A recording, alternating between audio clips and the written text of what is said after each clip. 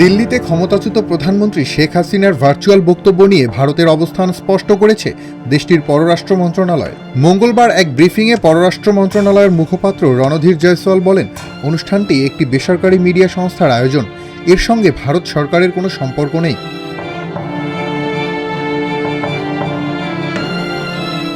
এর আগে সোমবার ঢাকায় ভারতীয় হাইকমিশনার দীনেশ ত্রিবেদীর সঙ্গে বৈঠক করেন প্রধানমন্ত্রীর পররাষ্ট্র বিষয়ক উপদেষ্টা হুমায়ুন কবির।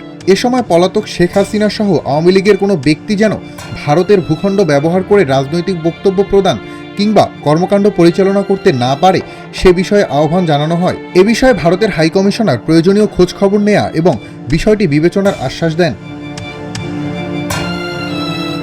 5 আগস্ট দিল্লির মথুরা রোডে অবস্থিত স্যার মার্ক টলি অডিটোরিয়ামে আয়োজিত এক অনুষ্ঠানে বক্তব্য দেওয়ার কথা রয়েছে শেখ হাসিনার। অনুষ্ঠানে সজীব ওয়াজেদ জয়, সাকিব আল হাসান সহ আওয়ামী লীগের বেশ কয়েকজন নেতা উপস্থিত থাকবেন বলে জানা গেছে।